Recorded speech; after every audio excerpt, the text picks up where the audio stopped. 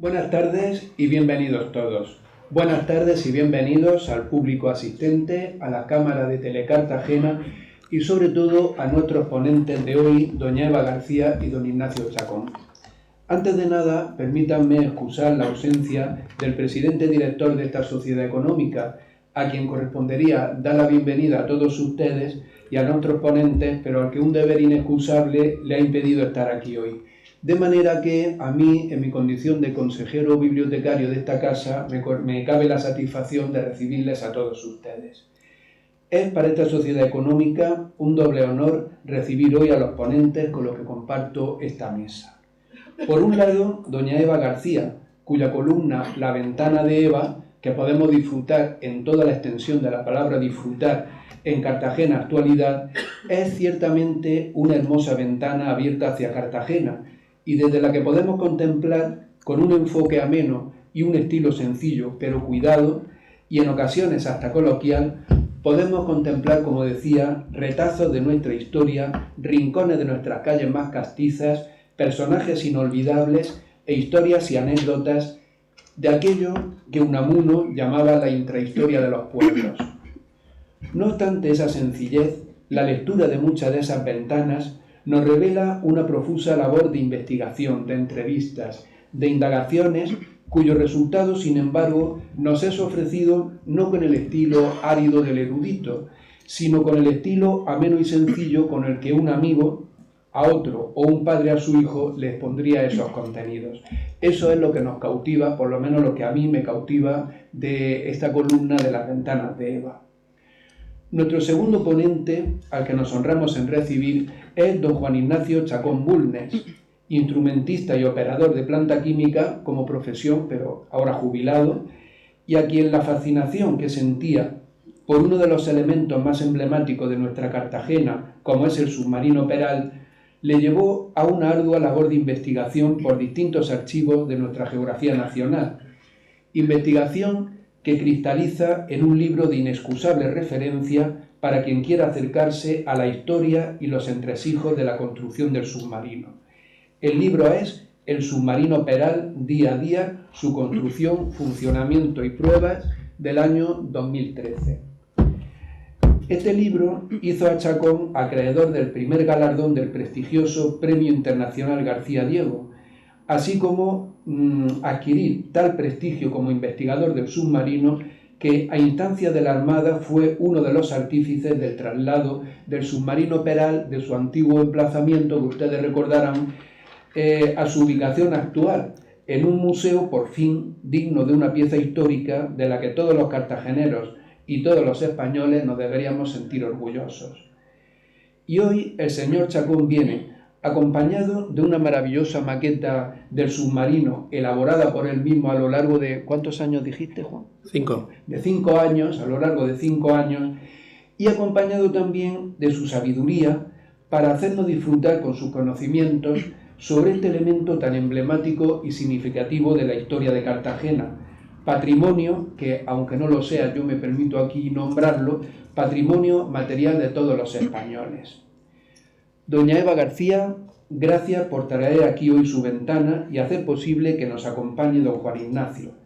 Don Juan Ignacio, gracias por compartir sus conocimientos con nosotros y traer esta maravillosa maqueta del submarino. A ambos, en nombre de esta sociedad económica de amigos del país de Cartagena y del público que nos acompaña, gracias por su presencia, por su palabra, por su tiempo y por su sabiduría. Y gracias también a todos ustedes por acudir a este evento. Muchas gracias.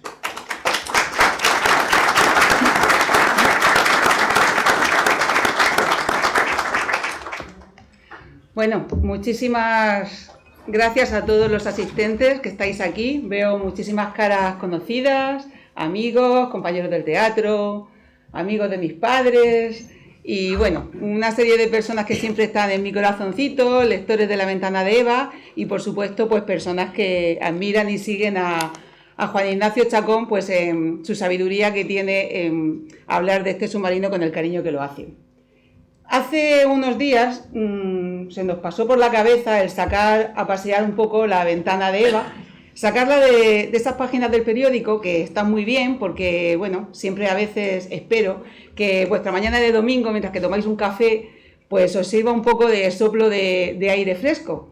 Pero a veces también hace falta el contacto, la mirada, el abrazo y bueno, pues hemos pensado que era una buena idea.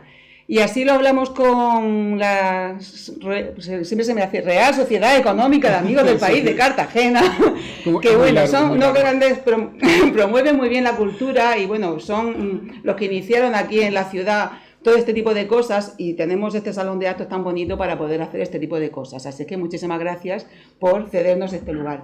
Y luego, sobre todo, también muchísimas gracias a Telecartagena, porque yo ya sabéis que soy un poco de acción-reacción y tuve esta maravillosa idea y dije yo, ¿y si hacemos un formato? Y si La Ventana de Eva periódicamente sale y uno de los protagonistas de los artículos viene y aporta la sabiduría que en su momento me aportó a mí. Así que ha sido un poco por lo que hemos hecho con Juan Ignacio. El otro día hablábamos porque no sé cómo nos conocimos. No hemos conseguido acordarnos cómo se cruzaron nuestros caminos. Yo, conociéndome un poco, creo que un día curioso, viendo el submarino, más allá de donde yo lo veía cuando era una niña, en varios enclaves que hubo pues en el puerto, donde aquellos chorros de agua que nos parecían tan bonitos que al final han hecho polvo el submarino Peral, que está el pobrecillo por abajo, y menos mal que era bien, como dice nuestro amigo Manuel, está a buen recaudo. Pues yo creo que empecé a tirar del hilo a ver si había alguien que me podía contar más sobre ese submarino, más allá de lo que a mí, pues mi infancia, mi adolescencia me había aportado. Bueno, pues que era el primer submarino que se había realizado, que Isaac Peral era cartagenero. Y no sé cómo te localicé, pero yo detective soy un poco y di con él y una mañana, bueno, él me trasladó toda su sabiduría. De ahí salió el relato Un submarino de apellido Peral. Yo llevaba por estos caminos de La Ventana como 4, 5, 6 artículos y fue como un punto de inflexión. Un antes y un después donde llegó a todos los lugares de España, donde, bueno, pues la Armada se puso en contacto conmigo y dijeron, bueno, ya no solo la chica esta feliz que parece que se toma algo y va por la vida entre los campos sonriendo y hablando de cuando los negocios, de cuando eran pequeñas y todas esas cosas, sino que ya, bueno, había ahí un poquillo más de chicha, ¿no? Yo es que utilizo vocabulario más coloquial porque ellos ya me conocen así, entonces me he puesto menos.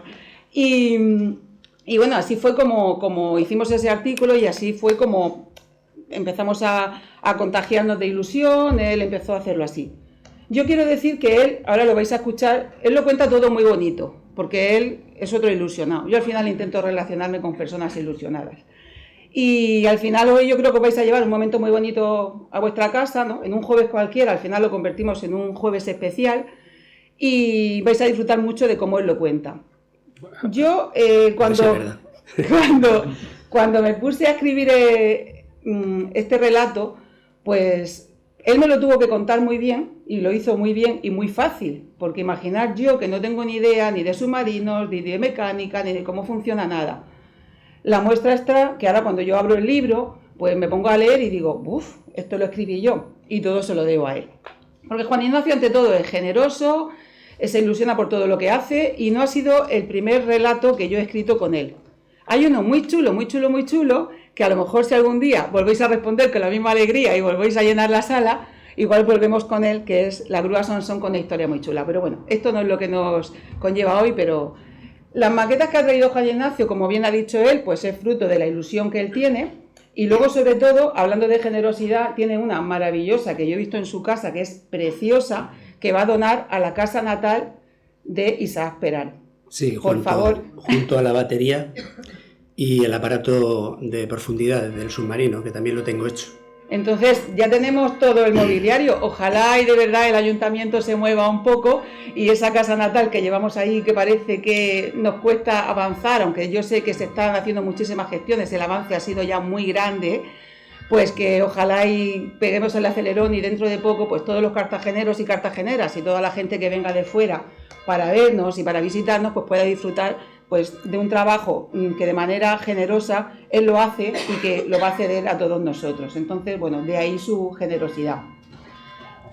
Yo voy a ser breve porque lo que nos interesa es escucharle, pero sí que es verdad que os hablaba de que él me lo contó todo muy bonito y brevemente os voy a leer 2 o 3 parrafitos muy cortos de cómo conseguí yo darle un estilo feliz, mi estilo, contar las cosas al estilo de Eva, de un tema tan complicado como era conocer el mecanismo, la maquinaria y cómo funcionaba el submarino, ¿vale?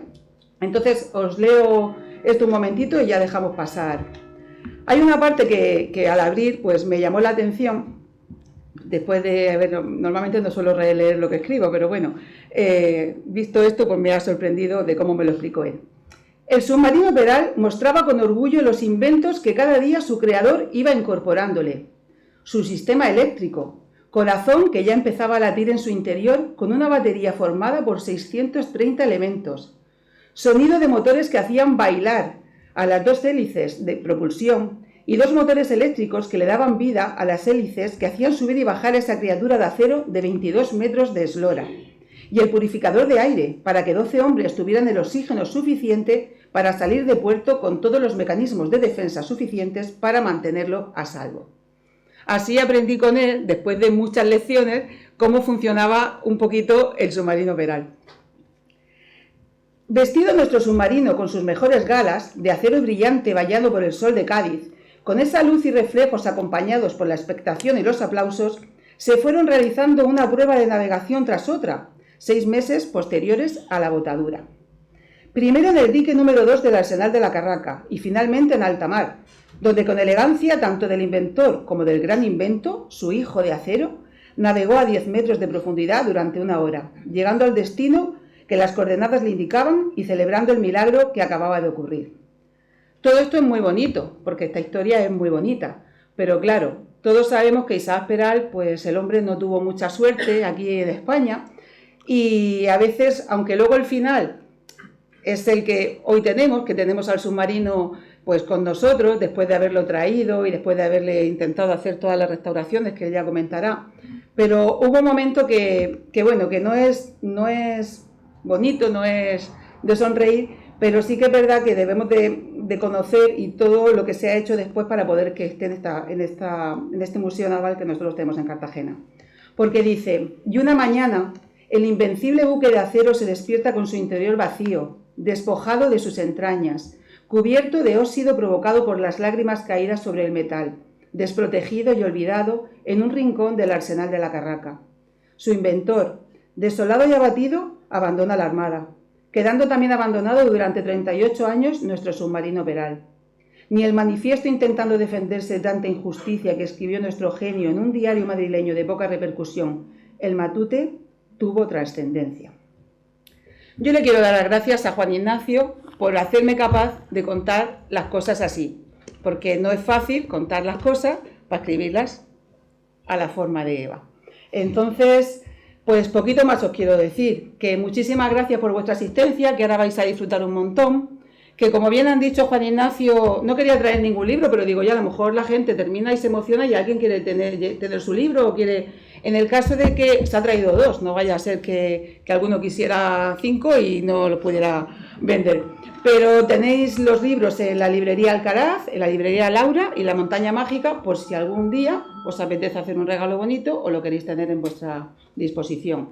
Y ya está, un poquito más, que gracias a Juan Ignacio he aprendido que en el submarino Peral hay un jardín y que gracias a Juan Ignacio quiero que sepáis que los planos originales del submarino llegaron a Cartagena gracias a su trabajo, a un trabajo que siempre está detrás, que muchas veces solamente salen los nombres y apellidos de personas que parece que hacen algo, pero luego a lo mejor no se demuestra las personas que trabajan detrás, y ese trabajo de personas que de manera desinteresada lo hacen, a mí me gustaría que saliera. Y ojalá esa placa que quitaron en el Museo Naval, donde pone las personas que participaron y todo lo que se ha hecho y las horas que se han echado para que el submarino Peral lo podáis contemplar hoy tal y como esté, pues que os acordéis que Juan Ignacio ha sido una de las personas precursoras en que todo esto venga aquí de manera desinteresada. Así que, muchas gracias, guapetón. Y que, no viene tu mujer, te puedo decir guapetón si quieres. Y que muchísimas gracias a todos por vuestra asistencia. Y os dejo con Juan Ignacio, que os lo va a contar todo, igual de bonito, seguramente, que me lo contó a mí. Muy bien. ¿Ven?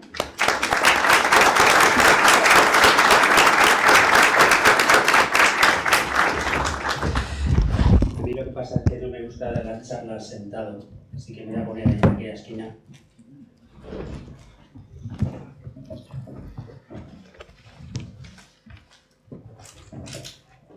¿Podéis apagar las luces de aquí delante?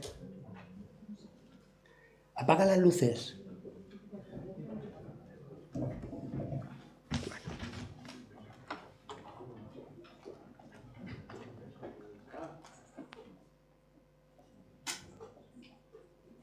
Bien, así está bien. Vale, es que así vais a ver mejor la pantalla. Bueno, esta es con la que suelo empezar las charlas. Es una cuartilla que es donde empieza todo. Está fechada en 1884, en la que Peral relata pues una idea que se le ocurre, ¿no? La de construir un torpedero submarino. Si fijáis, iba a ser con forma de torpedo, iba a funcionar con aire comprimido, altamente licuado, o sea, era su primer proyecto de submarino, iba a ser para 3 personas y lo más importante es lo que pone al final, ¿no? Que es el problema está resuelto. Y es de mayor importancia. Desde ahora me propongo a estudiarlo. O sea, aquí es donde empezó toda la idea del Peral, del submarino. Aquí tenemos el primer plano que Peral entrega al ministro de Marina, que iba a tener 18 metros. Al final midió 22, porque tuve que cambiar una serie de cosas, ¿no? Una era el motor principal, que él pensaba hacer solo un motor, pero al final tuvo que ponerle 2 motores. Eso lo voy a explicar un poquito más adelante. Y bueno, este es el día de la botadura. Ahí vemos ahí lo que iba a ser un secreto militar. Pues fijaros ahí el gentío, toda la gente engalanada para la botadura del submarino, ¿no? En él sí podemos ver varias cosas, que todavía no estaba terminado. Esto es como la botadura de cualquier buque. Cuando flota se echa al mar, pero todavía faltaban los timones, no tenía las hélices, la torre óptica también faltaba, o sea, estaba a medio construir. El submarino Peral se empieza a construir en 1887 y se termina en 1889, igual que la Torre Eiffel, además con los mismos materiales, a base de acero y roblones. Los roblones son los remaches. Fijaros, esta foto es del mismo mes de la botadura del submarino, o sea, estaba la Torre Eiffel a medias, ¿no? Igual que el submarino. Para mí es como si fueran primos hermanos, ¿no? La construcción es idéntica, ¿no? Una y otra. Pero fijaros, yo no voy a hablar de nada más que de la parte técnica, ¿no? Entonces, me gustaría que supierais cómo estaba de avanzada la tecnología en esa época. Pues Edison acababa de patentar 7 años antes su bombilla incandescente, ¿no? Ese que veis ahí es el señor Carl Benz, el fundador de la Mercedes, en su prototipo de esa época. O sea, fijaros cómo era un coche que además fue de ese mismo año, en 1888, es cuando Carl Benz inventa este coche, ¿no? El primer coche. Todos sabemos cómo era un tren en esa época, ¿no? Las películas del oeste, fijaros, pues eso no... Esas formas que tenía, ¿no? El que quería volar se tenía que subir a esto, porque todavía a los hermanos Wright le faltaban 18 años para inventar algo que se levantaba del suelo ya con un motor, que fue el avión, ¿no? Y Peral inventa esto, que a quien le digas que esto es de 1888 no se lo cree. Parece más de los años 60, ¿no? Por así decirlo. Fijaros, esa línea tan hidrodinámica que le hizo, hay que pensar en una cosa. Aquí se adivinan las uniones de las chapas, pero en esa época no existía la soldadura. Está todo a base de remaches. Todo remachado, el submarino está remachado, igual que la Torre Eiffel. Es solo por dentro donde podemos ver esos remaches. que hay miles y miles, uniendo todas las chapas. Aquí tenemos más fotos de esos remaches, ¿no?, que unían las chapas. Él compró el mejor acero que tenían en Londres, la casa de Naut, y bueno, y aquí lo tenemos otra vez, el submarino Peral, en el mismo sitio donde se votó, antes de que entrara todo ese gentío que hemos visto en la inauguración. Esto sería unas horas antes de que entrara todo ese personal, ¿no? Fijaros lo que os decía de que no tenía ni las hélices, los timones, la torre óptica tampoco la tenía, pero sí tenía una cosa, sí tenía su tubo lanzatorpedos ya instalado. Es la misma foto pero ampliada, para que os hagáis una idea. Esto tenía un tornillo sin fin, que iba a un engranaje, desde dentro le daba vueltas a una manigueta y la puerta exterior abría para poder lanzar el torpedo. Este es uno de los planos que lo he tenido que conseguir, porque cuando encuentro los planos en el Archivo Histórico Nacional, en Madrid, veo que no hay ninguno del tubo lanzatorpedos. Digo, qué raro, ¿no? Y no era raro, es que Peral no le hizo falta hacer planos del tubo lanzatorpedos porque fue comprado en Alemania, o sea, no hizo un plano porque lo tenía. Entonces yo lo que pasa es que me tuve que buscar libros de esa época para ver cómo eran los tubos lanzatorpedos que compró el gobierno español en 1886, me parece que fue. Aquí tenemos una foto. Esta foto además está sacada aquí en el Arsenal de Cartagena. Así era el tubo lanzatorpedo del submarino. Y esto es el interior, iría aquí instalado. Y es el primer submarino en la historia al que se le pone un tubo lanzatorpedos, con la capacidad de poder lanzar hasta 3. Y este es uno de los torpedos. Este es el torpedo Whitehead, en bronce, fosforado, que tiene la punta de pruebas. Esta parte de aquí era la del explosivo. Aquí llevaba 20 kilos de algodón, pólvora, nitrocelulosa, y esto era mecanismo, y todo esto de aquí era el depósito de aire, porque estos torpedos funcionaban con aire comprimido. O sea, los llenaban de aire a 100 atmósferas, cuando lo lanzaban daban un gatillo, empezaba a soltar el aire, movía las hélices, que curiosamente son dos, una giraba en un sentido y la otra en el contrario, O sea, unas son levogiro y las otras destrogiro, o sea, están giradas las hélices. Y dices, ¿y por qué tenía 2 hélices? Es una cosa, es bastante sencilla la contestación, porque es, de solo tener una hélice, el torpedo, por la inercia, terminaría dando vueltas. De esta manera iba totalmente sin ningún problema. Esas son las puntas de prueba, perdona, de combate. Y me he traído una prueba para que lo veáis. Estos son 0,7 gramos de nitrocelulosa, que era el explosivo que llevaba el submarino. No deja ni residuos ni nada, ¿no? O sea, no sé.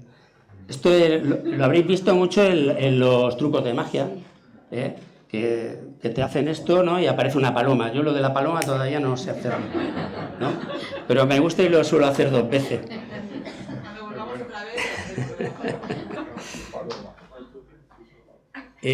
Bueno, es curioso porque este torpedo, cuando tenía la punta de prueba, lo lanzabas, se le acababa el aire y se quedaba flotando, lo recogías, lo volvías a cargar de aire y podías lanzarlo todas las veces que quieras. Además, llevando el explosivo. Lo único que cambiaban era esta punta. Cuando le ponían la punta de combate, movían también una palanquita en la parte de atrás del torpedo que ponía para combate. ¿Por qué? Porque tú lanzabas el torpedo y si no daba en el objetivo, si el torpedo se quedaba flotando, te lo cogía el enemigo y te lo lanzaba luego ellos a ti, ¿entiendes? Entonces, cuando estaba en modo combate, el torpedo, una vez, si no daba el objetivo, lo que hacía era hundirse. Bueno, esto es lo que hemos visto, esto es el algodón pólvora que acabamos de ver como... Y esta es la torre óptica. Bueno, que aquí me he traído también para luego cuando terminen las charlas, si queréis os asomáis a verla, porque estamos haciendo la torre con alumnos y profesores del Politécnico, porque yo de óptica no tenía ni idea, y allí tienen escuela de óptica, y bueno, me están ayudando al tema. El tema es que quiero que funcione, y es una réplica exacta y sacado de los planos. Bueno, lo que os voy a explicar es que Peral, aquí había, como veis aquí en el plano, un prisma, la imagen exterior, Peral, por medio del prisma, la proyectaba sobre esta mesa se regulaba en altura, entonces lo que hacía era enfocar esa imagen. Cuando tenía la imagen enfocada, cogía un papel milimetrado, lo ponía encima de la mesa, contaba las cuadrículas, se iba a una tabla y sabía qué distancia se encontraba del objetivo para lanzarle un torpedo. Es lo mismo que ahora, lo mismo. Esto es una foto sacada desde el submarino Tonina, y aquí tenemos el Príncipe de Asturias. Pues esto es tan sencillo como ver, sabemos que del palo mayor al agua hay 38 metros. Cuentas las rayas, que son 4 rayas y media más o menos, te vas a una tabla y te dice a la distancia que te encuentras para lanzar un torpedo. Es así de sencillo. Lo mismo que hacía Peral, pues 130 años antes. Y esto es una prueba, que no sé si va a salir, sí, en mi casa, de la torre óptica, para que os hagáis una idea, ahí tenéis el prisma. Lo he dicho yo que se calla. Y eso es el toldo del vecino de mi casa, del frente, que un día de estos le lanza un torpedo. Y fijaros que subiendo la hoja, que luego os he explicado de la mesa, pues se desenfoca o se enfoca. Es así de sencillo. Y lo estoy proyectando en el suelo de mi casa. ¿Vale? Bueno. La única pieza que hay en el interior del submarino es ese engranaje que según el plano es de una de las hélices de profundidad, de las 2 hélices que Peral usaba para que el submarino bajara a la profundidad deseada. Este es el de la popa, el de popa. Yo creo que no lo pudieron arrancar por el óxido, si no, no estaría en el submarino, pero es la única pieza que hay ahora mismo en su interior. Y metiendo una cámara por debajo nos damos cuenta que es un engranaje doble helicoidal. No sé si os suena de algo estas subes. A ver si os suena de esto. Esto es porque el André Citroën, 18 años después, patenta este engranaje como suyo. Sin embargo, el submarino Peral ya lo llevaba 18 años antes. O sea, fijaros cómo... Lo que quiero decir con esto no es que Peral inventara este engranaje, sino que Peral cogía lo último en tecnología de la época. Lo último. Y donde no llegaba esa tecnología, la mejoraba o incluso inventaba. El submarino es que es un invento de inventos. De hecho, ahí vamos a ver unos cuantos que yo creo que no conocéis, ¿no? Bueno, estos son los motores Smith, lo que os iba a explicar antes de los motores. Peral le pide a la casa Smith a Londres que le haga un motor de 40 caballos. La casa Smith le dice, tú estás loco. Digo, el motor más grande que hacemos ahora en el mercado tiene 7 caballos. Y me estás pidiendo uno de 40. Digo, va a ser que no. Dice, mira, podemos intentarlo a ver si nos atrevemos a hacer uno, o sea, te hacemos 2 de 30. Y es lo que pasó. Hicieron estos 2 motores Smith, que son los que llevaba el submarino. ¿Qué pasó con eso? Pues que tuve que cambiar toda la popa del submarino. Porque iba a tener solo una hélice, al final, al tener 2 motores, pues le puso las 2 hélices. Entonces, todo el codaste lo tuvo que cambiar totalmente. Eso es lo que luego además hizo que el submarino, en vez de tener 18 metros, tuviera 22. Esto es un tranvía de la época Y esto es un motor Smith, pues con 2 de estos motores, que era para lo que se utilizaba, era con los que movían los tranvías. Y claro, lo bueno de que a Peral al final le hacen 2 motores es que si iba a tener 40 caballos, 30 y 30, 60. Pues mira, le ganó 20 caballos más a su submarino, y además, pues mira, al tener 2 motores, pues ya tenía uno de reserva, ¿no? De hecho, tuvo un problema una vez que se le rompió uno de los motores y pudieron volver a tierra gracias a que tenían el otro de reserva. Y claro, para alimentar estos motores hacían falta las baterías. El submarino interiormente son todo estanterías. El submarino llevaba 613 baterías, iguales a esta que tenéis aquí delante. Esta es una réplica que he hecho exacta. Conseguí los planos en la Casa de Patentes en Madrid, en el museo en el archivo de la Casa de Patentes de Madrid, y pude hacer una reproducción exacta de la batería. Bueno, pues 400 de estas baterías eran solo para alimentar los 2 motores de propulsión. Aquí tenemos ese plano que os acabo de comentar, ¿no? No fue muy difícil hacerla porque está muy bien explicado lo que es la planta, el alzado. Lo que os voy a explicar, que Peral lo que hizo se fue a Bélgica, compró una batería que acababa de ganar el premio Medalla de Oro en la Expo Universal de París. Esas baterías él las coge y las modifica totalmente. Les pone las placas positivas de plomo, las hace más gruesas para que dure más la batería. Como tiene un accidente y le explotan 100 baterías en una de las recargas del submarino, porque tú cuando cargas una batería, el problema que tienes es que si te pasas en la sobrecarga, generas gases, o sea, se pone a ebullir los ácidos y te hacen gases tóxicos, malo para la tripulación, pero también produce hidrógeno. El hidrógeno es altamente inflamable. ¿Qué le pasó? Pues en una de las cargas de las baterías dentro del submarino le explotaron 100 baterías. No hubo ningún desastre personal, pero bueno, el susto se lo llevaron. Entonces lo que hizo Peral fue modificar esas cajas, que además eran de madera. ¿Qué es lo que pasaba? Las primeras pruebas que hizo Peral, cuando ponía 400 baterías en serie para alimentar los motores de propulsión, resulta que cogían tanta temperatura que las cajas que eran de madera ardían. ¿Qué es lo que hace Peral? Pues se las encarga la casa Smith también, para que se las mecanicen y se las haga de ebonita, que era de los primeros polímeros, los primeros plásticos de la época.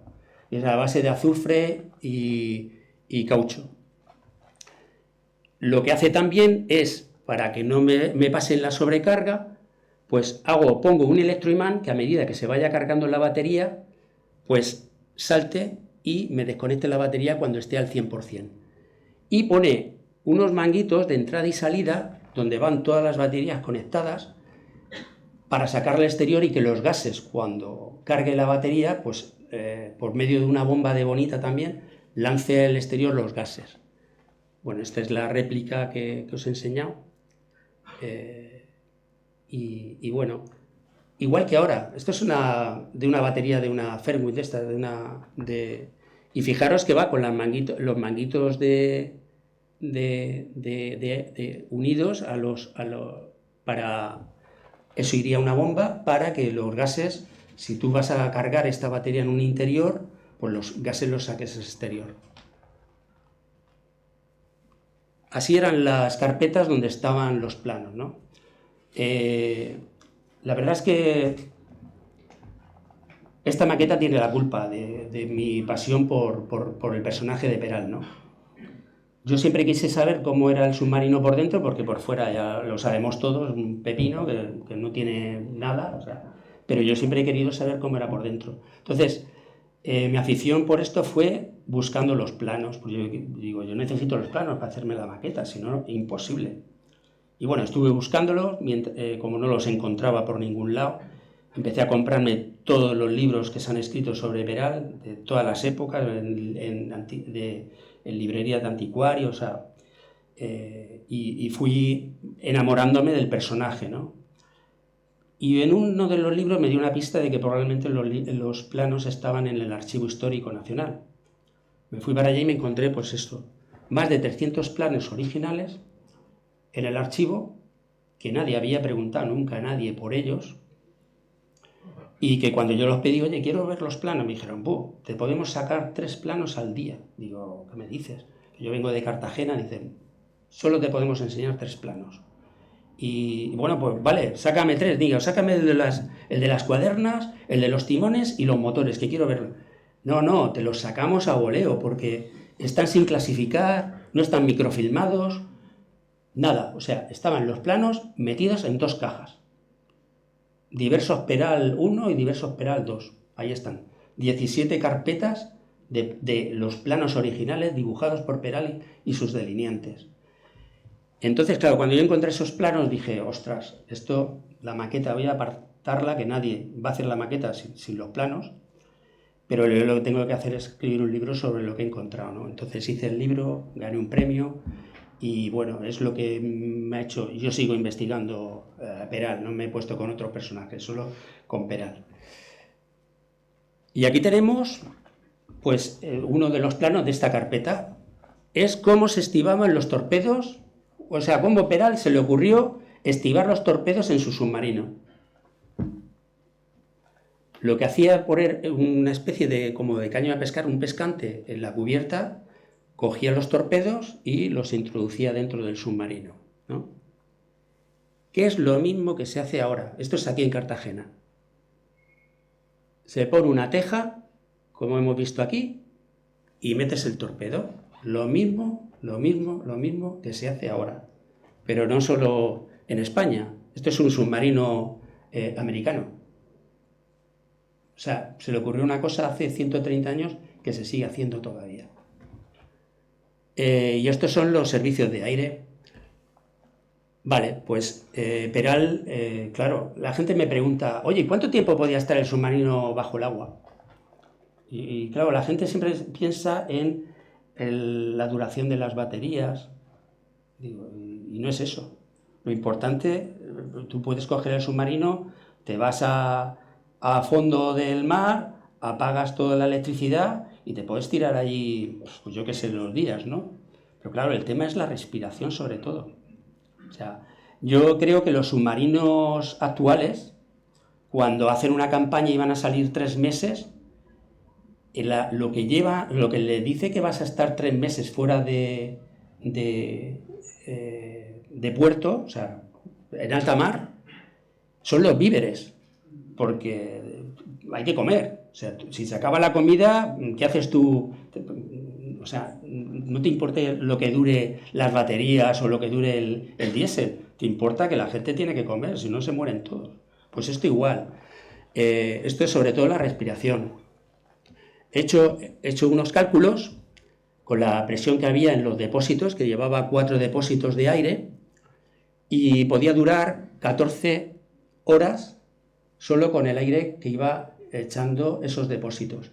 Pero el submarino también tenía un purificador de aire, y este purificador de aire era, cada 100 gramos de cal sodada absorben 26 litros de dióxido de carbono, que es lo mismo que las mochilas que utilizan ahora los equipos de rescate en minas y demás.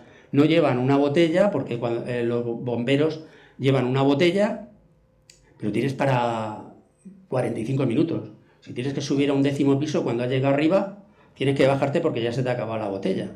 Entonces, con estas botellas, o sea, con estos equipos, tu respiración vuelve a pasar por un filtro y tú vas respirando lo mismo que acababas de respirar. Y puedes durar hasta que el filtro se emboza o se echa a perder, pues puedes estar más de 1 hora. Lo mismo que Peral, pues eso, 130 años antes. Y esto es lo que decía Eva. Me encuentro una carpeta de poner planos del jardín. Digo, ostras, el submarino tenía un jardín. Claro, yo lo que no sabía es que en la Armada el jardín es el váter. Ahí me empecé yo a enterar muchas cosas de la Armada. Pero fijaros, esto es una cosa que a Peral no se le ocurrió patentar, pero es que es un váter con todo el sistema de valvuleo, que hacía pues que la porquería no se quedara en un váter químico, o sea, no era un váter químico ni un depósito donde luego el marinero al llegar a puerto lo vaciaba, no. Llevaba todo lo necesario para vencer la presión exterior y sacar la porquería fuera, ¿no? Igual que los submarinos. Mira, esto es un submarino americano de la Segunda Guerra Mundial. Y te está diciendo, bueno, pues eso, abre esta válvula, cierra ahí tienes un indicador que te está diciendo cómo, pues esto se le ocurrió a Peral. Y lo raro es que a Peral no se le ocurrió el patentarlo, ¿no? Bueno, y para mí el plano más importante, el aparato de profundidades. Este también lo tengo hecho, lo que pasa es que la maqueta es más grande que esta y aquí ya no nos cabían más cosas. Vamos a tu casa. Sí, un día, encantado. Entonces, lo que sí os digo es el aparato de profundidades va a estar en la casa natal y es una cosa que nadie sabía cómo funcionaba. Pero ahora que lo tengo hecho en 3D, se ve claramente cómo funciona, ¿no? Se ve muy fácilmente. Y bueno, esta es una reconstrucción que he hecho yo en 3D para que os hagáis una idea, ¿no? De estos planos, que este es uno el alzado y esta es la planta, pues he podido hacer esta es la sinusoide que estaba unida al mar, o sea, estaba conectada al mar. Bueno, la explicación es larga, pero muy sencilla, es muy sencilla. Y bueno, por este invento, porque todo el mundo dice, a Peral es que le ofrecieron dinero por su submarino. No, a Peral no le ofrecieron dinero por su submarino. A Peral le ofrecieron cheques en blanco, diciendo pon los ceros que quieras, por estos planos que hemos visto. Lo que querían era el aparato de profundidades. El aparato de profundidades era el aparato que mecánico-eléctrico hacía que en automático, muy importante, en automático bajara a la profundidad deseada por Peral. Peral movía una ruleta y decía, quiero bajar a 10 metros de profundidad. Bueno, pues el submarino, estando en marcha o parado, bajaba a 10 metros y ya se olvidaba. O sea, no tenía que mirar a la profundidad que estaba porque sabía que estaba a 10 metros de profundidad. Cosa que submarinos de esa época que se están construyendo en Francia, en Alemania y en Inglaterra, como no tenían este aparato en automático, era la fuerza de un marinero, pues clavaba los timones de profundidad y luego, pues viendo un indicador constantemente, pues era el que estaba regulando, pero eso era, vamos, eso había que tener brazos. Bueno, detrás de uno de estos planos me encuentro esto, un futuro submarino dibujado por Peral, que, fijaros, sigue con su idea de las 2 hélices de profundidad, también deja las 2 de propulsión y pone 2 tubos lanzatorpedos y 2 cañones en superficie. O sea, esto era su idea. De hecho, en su memoria él ya te habla de un submarino que iba a tener 30 metros, porque siempre el submarino Peral fue un prototipo. Y él pensaba hacer pues uno más grande. Este iba a tener ya 30 metros. Es una curiosidad. Y esto es, bueno, la bandera que lució el submarino en todas sus pruebas, que ahora la podéis ver en el Museo Naval, que ha estado casi 2 años en restauración y ahora está pues ahí súper cuidada, refrigerada con la habitación en la que está. Le han puesto ahí sistemas para que no, de humedad y demás, para que no se estropee, porque se la estaban comiendo los bichos. Y bueno, ya está restaurada. Entonces, Peral, cuando abandona la Armada, se lleva 2 cosas a su casa.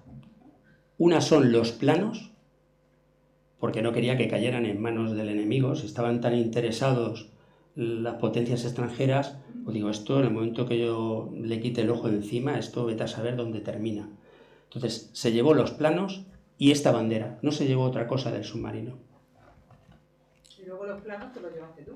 No, los planos, yo tengo copias de los planos. Los planos, por si alguien quiere verlos, desde que yo los pedí y los digitalizaron todos, pues los podéis buscar en internet en archivos pares. Ponéis Archivo Histórico Nacional, Isaac Peral y tal, y os van a aparecer todos los planos del submarino, son una maravilla.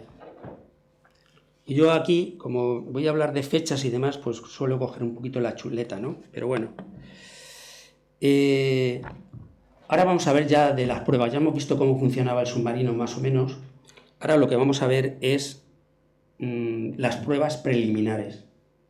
Digo preliminares porque Peral dice, bueno, yo he construido un submarino, ya está para echarlo al mar. O sea, vamos a empezar a hacer pruebas. Pero yo no sé la capacidad que tiene este submarino. Digo, yo no puedo decir, bueno, pues ahora me voy a alta mar, voy a hacer mis pruebas, voy a lanzar torpedos, sin saber de lo que era capaz el aparato que acababa de inventar. Entonces todas las pruebas las hacen en el dique número 2 de la Carraca, en San Fernando. Ahí vemos el submarino, cómo se va haciendo su primera inmersión. Eso sí, en el dique número 2, esto lo hace todo en el dique, pensando, digo, si hay alguna catástrofe y nos vamos a pique, pues vacían el dique y nos sacan y no hay ningún problema. O sea, fue nada más que por eso. Bueno, pues en este dique el Peral hizo, esto es una foto, son unas fotos del 7 de agosto de 1889, donde hace su primera inmersión en el dique. Aquí vemos que está ya totalmente sumergido, se ve la bandera y aquí ya está saliendo a superficie. Hay unas 11 fotos que también las podréis ver en la casa natal. Para verificar si las pruebas del submarino se crea una junta técnica. 11 militares, que además Peral estaba muy contento con ellos, entre comillas, estaba muy contento en un principio, porque decían que habían cogido de lo mejorcito de la Armada para evaluar las pruebas del submarino y ver hasta qué punto Peral se las prometía, ¿no? Peral decía, mi submarino va a ser capaz de hacer esto. Ellos querían saber si eso era verdad o no. Bueno, aquí tenemos otra foto en el dique de ese mismo día. Y aquí una con Peral,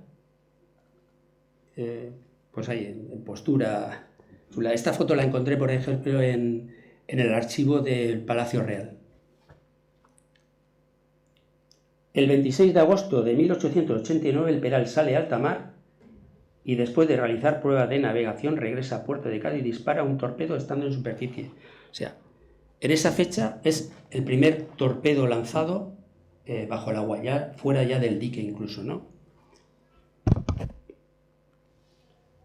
Aquí tenemos una ilustración en plumilla del periódico de la Ilustración Española y Americana que describe dos momentos. Dos momentos del 30 de noviembre en el que Peral realizó una inmersión a 7 metros de profundidad durante media hora.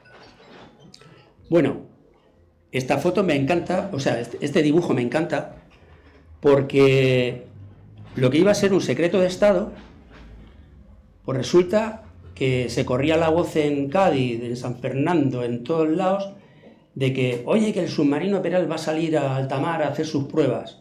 Pues bueno, la prensa tenía un barco alquilado, se iba toda la prensa en un mismo barco. El que tenía dinero iba con su yate, sus amigos, con las botellas de champán y el caviar en la superficie para ver las pruebas del submarino. Y todo el que tenía un barco de remo en Cádiz, pues allí que se iba. Yo no sé cómo no hubo ningún accidente. Pero fijaros cómo el gentío que hay allí para ver pues lo que tenía que ser un secreto de Estado, ¿no?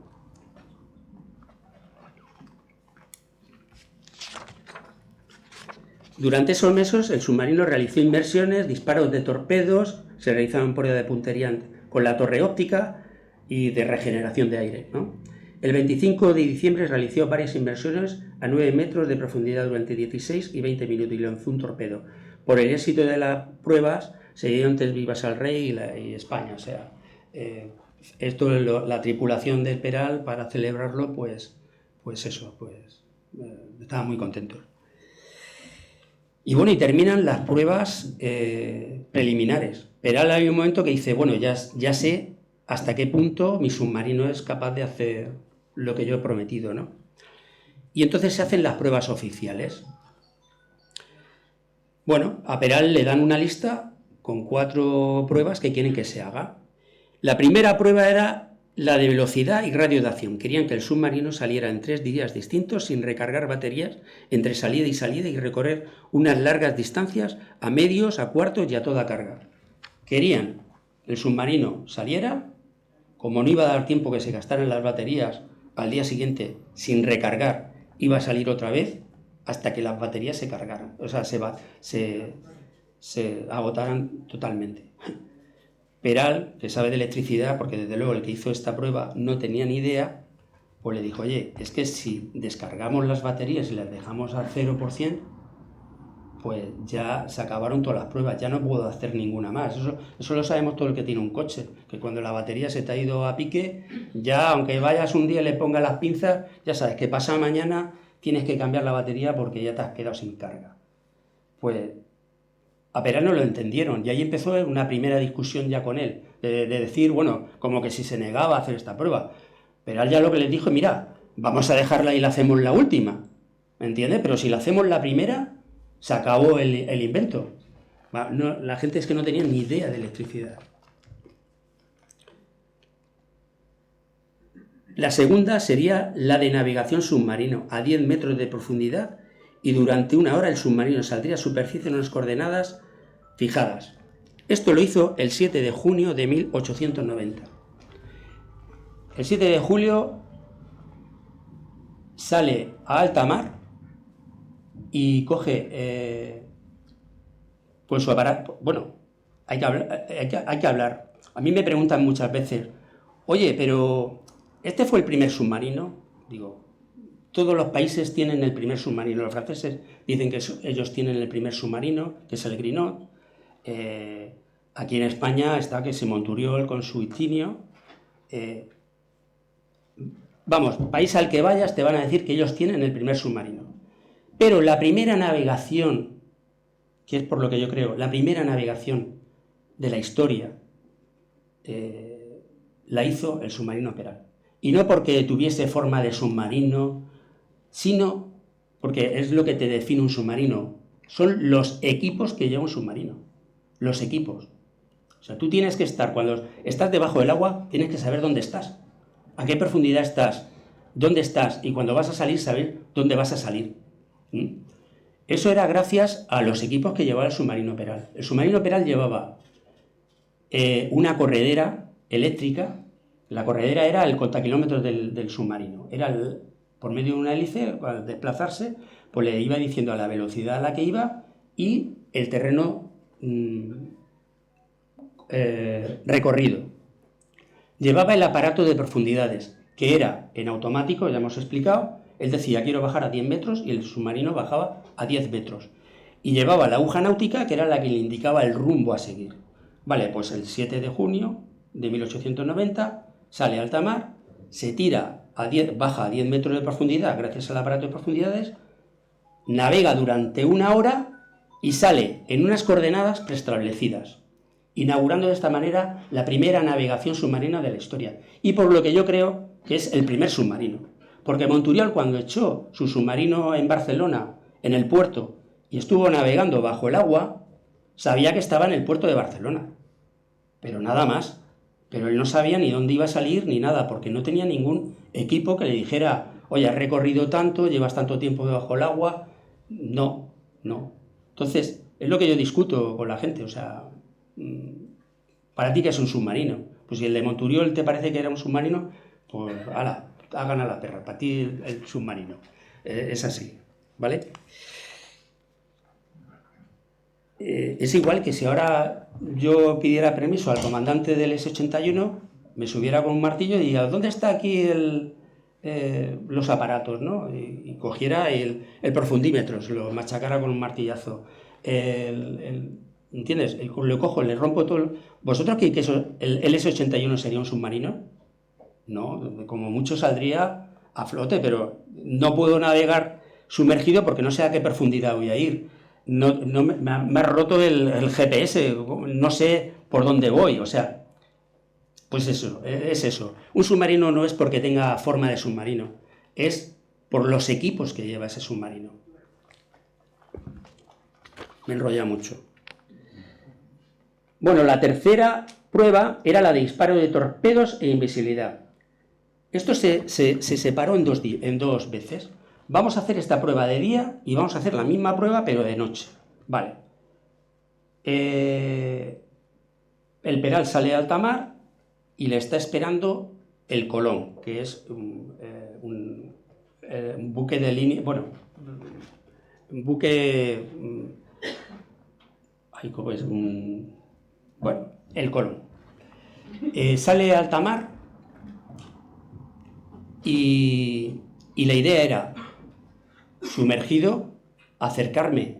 Te tienes que acercar mucho porque los torpedos tenían un alcance de 600 metros nada más, o sea que te tenías que acercar bastante. El tema era, sin ser visto, acercarte hasta esos 600 metros y lanzarle un torpedo al Colón, ¿vale? Pues resulta que los del Colón sabían que iban a ser atacados. O sea, esto es como el chiste de Gila, ¿no? Con el teléfono, es el enemigo, ¿no? Que voy a las 5 voy a atacarlo. ¿Qué pasa? Pues toda la tripulación estaba asomada a cubierta a ver por dónde asomaba el submarino. Pero no solo eso, es que encima había más de 200 invitados que también querían ver por dónde venía el submarino. O sea, las 3 veces que intentó acercarse el submarino, pues fue visto, está claro. Si hubieran ido sin avisar, pues me figuro que no los hubieran visto. Pero bueno, la cosa es que por la mañana esta prueba salió mal. Pero esta misma prueba salió de noche, se hizo de noche. Y a Peral no le hizo falta ni sumergirse. En la lejanía veía cómo el Colón, moviendo sus reflectores buscando al submarino, Peral sin meterse bajo el agua, o sea, en superficie, mira, están ahí, o sea, está claro, todas las luces están ahí. Se fue para allá, se acercó y las 3 veces, en vez de lanzarle un torpedo, pues encendió un foco, ¡pah!, como diciendo, os he sacado la foto. Pues las 3 veces que se acercó fue sin vista. Hay que pensar que en esa época esos buques hacían muchísimo ruido, eran a vapor, o sea, eran a carbón. Sin embargo, el submarino Peral era eléctrico, no hacía ruido. Entonces no le hacía falta sumergirse de noche porque no le veía a nadie, ni tampoco era oído. Es más, dice, Peral en sus cartas comentaba de que él había oído las conversaciones que habían en los otros buques que había de escolta, que era el Cocodrilo y otro buque más que no me acuerdo su nombre, oía la conversación de los marineros, ¿no? Se acercó al Colón y fue visto. Bueno, pues la prueba medio a la que se agarraron, a la que ha salido mal, fue la primera, pero bueno. La última prueba era salir a alta mar a ver cómo se comportaba. Desde luego, por la forma que tiene, fijaros, cuando le venía el agua las olas de costado, pues se tambaleaba un poco, pero yo he conocido mucha gente en la Armada que dejó de navegar en barcos y se metieron en submarinos porque en un barco se mareaban y sin embargo un submarino cuando bajas 1 metro no se menea, o sea, ya las olas no lo mueven. Y esto debió ser muy sorprendente para ellos el eso de ver que en superficie se movían, pero una vez que te metías debajo del agua te quedabas en la tranquilidad absoluta, ¿no? Bueno, la Junta Evaluadora de las pruebas dictamina que el submarino no cumplía por lo prometido por su autor. O sea, una prueba que salió mal, pero ya te digo, estaban en aviso, pero bueno. Algunos de los miembros, compañeros de armas, se cebaron especialmente por el invento, diciendo que ni había invento ni era la primera navegación submarina de la historia. Se le acusó de poner en peligro la vida de su tripulación. No obstante, unos pedían que se abandonara este proyecto y que las comisiones en el extranjero vieron las evoluciones en otros países. Esto dijeron, esto del submarino es una tontería. Si los ingleses no tienen. O sea, si los ingleses no tienen submarino, es que este arma, o sea, no tenían visión de futuro. O sea, no tenían nada de visión de futuro. Ellos decían, si los ingleses, que son los amos del mar, no tienen submarino y no quieren submarino, es porque esto no sirve para nada. Luego ya, en la Primera Guerra Mundial, anda que no les hundieron barcos los alemanes, nada más que con los submarinos, ¿no? Bueno, se le pedía a Peral que fuera el responsable de una construcción de un nuevo submarino. Eso sí, dicen, bueno, ha salido mal la cosa, pero bueno, vamos a dejarte hacer un submarino, ¿no? Pero que la construcción la llevara a cabo ingenieros cualificados. Peral contestó que él se haría responsable de ese nuevo proyecto si tenía libertad para la parte científica de la obra, la ejecución de las obras y la exclusiva dirección. O sea, Peral lo que no quería es que me vais a hacer a mí responsable de algo que van a hacer los ingenieros, pero el responsable soy yo, pero yo no tengo mano aquí en el tema. Entonces, ¿qué es lo que pasa? Pues que el Consejo General de Marina, que son los que están por encima de la Junta, todos almirantes ya muy mayores, muchos de ellos ya casi con 80 años, por así decirlo, el Consejo General de Marina toma como esta contestación, se la toma como de arrogante. O sea, dicen, tú eres un arrogante, o sea, y cambia de parecer. Acusa a Peral de no haber inventado nada, que este elemento de guerra sería un fracaso. Ven inadmisible su respuesta y solicitan a Peral una lista de todos los aparatos, motores, bombas, válvulas, acumuladores, para utilizar estos materiales en otros submarinos si se decidiera construirse. Y se le devuelve acusar de haber hecho peligrar la vida de su tripulación. A Peral se le pide la lista de todos los materiales y la entrega. Llevo un rato sin pasar diapositivas. Y bueno, esta es la lista. Aquí en la lista donde está detallado todo lo que había en el submarino. 2 motores de propulsión, bueno, todo el número de baterías, todos los equipos del submarino. Pero curiosamente no aparece el aparato de profundidades.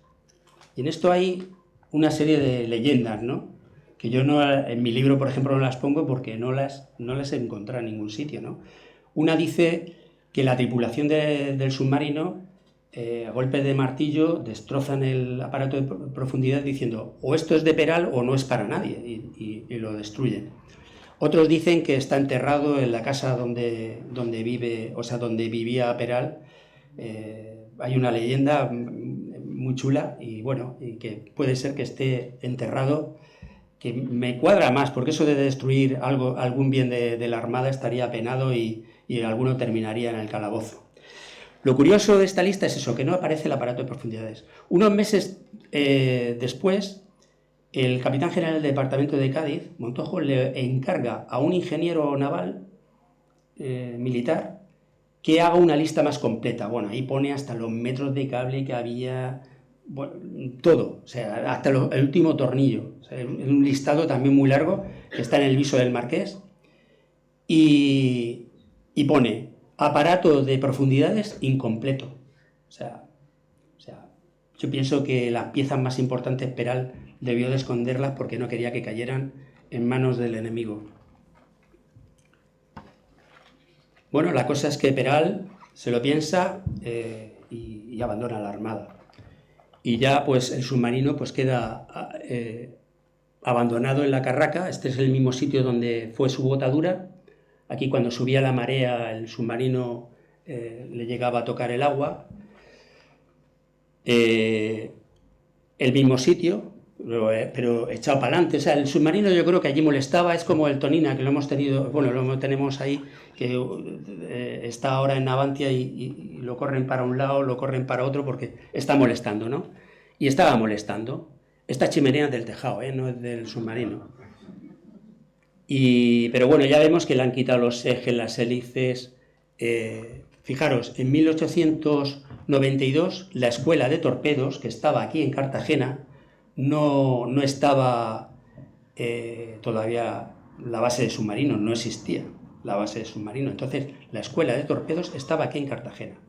Bueno, pues se solicita desde la escuela para material didáctico el tubo lanzatorpedos del submarino, unos motores y me parece que también mandaron una teja y tal. Bueno, pues la cosa es esa, que el submarino le cortan lo que es la proa, la parte de adelante se la cortan para sacar por ahí el tubo lanzatorpedos y lo traen aquí a Cartagena, que yo por más que he preguntado y he buscado no lo he encontrado, pero el tubo lanzatorpedos terminó aquí en Cartagena como material didáctico para los alumnos de la Escuela de Torpedos. De esa manera ya se echó a perder el submarino. Está claro, ya le estás quitando trozos, pues ya se quedó, ya no se pudo volver a utilizar. Aquí tenemos más fotos del submarino ahí abandonado. Allí estuvo 38 años abandonado. Y bueno, la cosa es que en 1913 hay una real orden firmada ya por el rey pidiendo el desguace del submarino Peral. Estamos hablando de 1913. Bueno, pues unos meses después, empieza en 1914, en enero, hay un concejal del Ayuntamiento de Cartagena que dice: oye, que en La Carraca van a desguazar el submarino, ¿por qué no lo pedimos para Cartagena? Oye, pues mira, hubo un pleno del ayuntamiento y se pusieron todos los políticos de acuerdo, fijaros qué cosa más rara, y pidieron el traer el submarino a Cartagena. Oye, si lo vais a desguazar, pues traeroslo a Cartagena. Vale, estamos hablando de 1913, todavía no hay ni arma submarina aquí en Cartagena, ni hay nada. Pero eso por lo que se ve paralizó. Hay una serie de cartas que ya he visto yo en el viso del Marqués, donde te hablan de, oye, Cartagena está pidiendo el submarino, al ministro de Marina, porque todo esto es al ministro de Marina. Oye, que están pidiendo el submarino. Entonces mandan a un ingeniero también para ver el estado en el que se encuentra el submarino. Bueno, el submarino había sido cortado por debajo, había hecho agujeros por debajo para sacar todos estos materiales que tenía, para sacar las baterías, los motores, todo eso hubo que sacarlos por algún lado para hacer esa lista famosa. Y cogen y le hicieron una cesárea y sacaron por ahí las cosas. Entonces este ingeniero decía que eso era imposible, que o venía encima decía además el barco del Pelayo, o subirlo en un barco de gran tonelaje, o que el submarino, pues vamos, que no podía ser. Pero bueno, eso paralizó, esa petición del ayuntamiento paralizó el tema. Y la cosa es que hasta 1930, o sea, fijaros los años que pasaron, no vino aquí a Cartagena. Hay que pensar que se crea el arma submarina en 1915, en 1917 tenemos el primer submarino que le ponen el nombre de Isaac Peral, comprado a los Estados Unidos, y bueno, este es el día de cuando llega aquí a Cartagena. Se le pone esta argolla, que esto no era original del submarino, se le enganchan las cadenas, se le engancha al Cíclope, un remolcador de aquí de Cartagena, que hizo sus servicios aquí en Cartagena, y se lo trae desde Cádiz, que yo no sé cómo nos hundió por el camino. Y estas, pues, los días que estuvo aquí en Cartagena. Esto es como se sacó. Este es el dique flotante, metieron el submarino Peral, lo hacen flotar y sobre rieles los marineros tirando de cuerdas lo sacan y su primer emplazamiento aquí en Cartagena es en el Arsenal. Aquí todavía vemos, pues aquí luego hicieron su obra para, pues eso, muy bonito. Esto nos dicen que el puesto puede ser de Víctor Beltrí, no lo sé. Pero bueno, ya veis que aquí ya lo pintaron como les dio la gana, o sea, pintaron el submarino, pues tampoco sé los colores, porque al ser la foto de en blanco y negro, pues no lo podemos ver. Pero bueno, aquí incluso hubo una guerra. Y esto de aquí es el submarino Peral. Esto, pues la gente que hacía la mili en aquella época, pues Es que esta foto es de un abuelo, del abuelo de un amigo mío, y bueno, que hubo una guerra, Cartagena fue de las ciudades más bombardeadas, el Arsenal más todavía, y sin embargo, mira, tuvimos la suerte de que no le cayera ningún proyectil encima. Esto ya es en los años 60, y resulta que, no sé si os acordáis, empieza a venir, en los años 60 empieza a venir el turismo a La Manga, que nosotros decíamos que vienen los suecos y las suecas, todo lo que era rubio eran suecos. Yo me acuerdo que era, y a lo mejor eran franceses o eran alemanes o lo que fuera, pero eran todos los suecos en La Manga. Pues resulta que en ese momento Cartagena no tenía nada que enseñar a nadie, porque parece que tenemos toda la vida el teatro romano, pero encima del teatro romano me estaba tomando yo las copas cuando era joven. O sea, el teatro romano no existía. El modernismo ese que hablan ahora tanto eran casas viejas. Eso, la calle Mayor no se le daba ningún valor al modernismo. O sea, eso es una cosa que ha sido posterior. Entonces, en Cartagena no teníamos nada que enseñar al extranjero, porque incluso la muralla estaba medio enterrada y edificaciones delante, o sea, no teníamos nada en valor. Pues el delegado local, no el ayuntamiento, el delegado, porque entonces estaba el delegado de turismo, que además aquí en España estaba Fraga, me parece, pero bueno, el delegado de aquí, de Cartagena, el delegado, pues solicita un cambio de ubicación, muy importante, cambio de ubicación. No le dice a la Armada, oye, a ver si nos regaláis el submarino, no. Y bueno, se coge el submarino y se corta en 3 trozos, sí, porque era un adorno, ¿no? Entonces se corta en 3 trozos porque no había una grúa lo suficientemente fuerte ni una góndola para transportarlo, y bueno, ahí tenemos el destrozo que se hizo.